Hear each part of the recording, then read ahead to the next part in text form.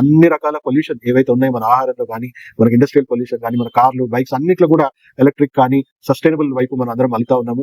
Organic farming ఇవన్నీ కూడా మనము మొదలు పెడతా ఉన్నాం. సో ఒక దశాబ్దం అందరం కృషి చేస్తే గానీ మనం వీటన్నిటిని మనం అధిగమించలేము. సో అప్పటి వరకు మాత్రం మనము something is better than nothing లాగా మన ఇంట్లోనే మనం కొన్ని చర్యలు తీసుకొని మన ఎయిర్ క్వాలిటీని మనం ఇంప్రూవ్ చేసుకొని, మనకు ఆల్రెడీ రెస్పిరేటరీ ఇల్నెసెస్ ఆల్రెడీ ఉన్న వాళ్ళకి సరైన వైద్యం తీసుకొని మనం చేసుకోవచ్చు.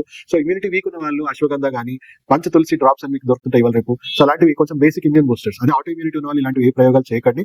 ఎందుకంటే మీకు ఇమ్యూన్ సిస్టమ్ బూస్ట్ చేయడం వల్ల ఇంకా ప్రమాదకరంగా మారుతుంది. కాబట్టి ఆటో ఇమ్యూనిటీ ఉన్న వాళ్ళు మాత్రం ఇలాంటి మీరు చేయకండి. కంపల్సరీ ఎక్స్పర్ట్ దగ్గరనే మీరు సరైన ట్రీట్మెంట్ తీసుకొని మీరు పూర్తిగా బయటపడడం మీకు మంచిది. సో వీక్ ఇమ్యూనిటీ ఉన్న వాళ్ళకి మాత్రం బేసిక్ మనం ఫుడ్ తీసుకుంటున్న ప్రతి చర్య మీ ఇమ్యూన్ సిస్టమ్ బూస్ట్ చేయడానికి హెల్ప్ అవుతుంది కాబట్టి డెఫినెట్లీ హెల్ప్ అవుతుంది.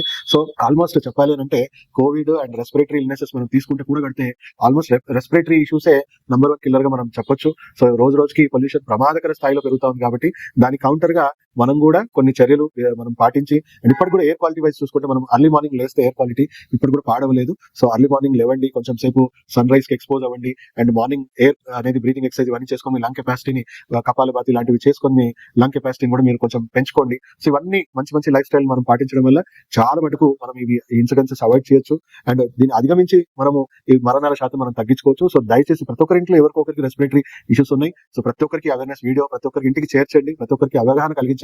దానివల్ల ఎన్నో ప్రాణాలు మనం కాపాడిన వాళ్ళం అవుతాం.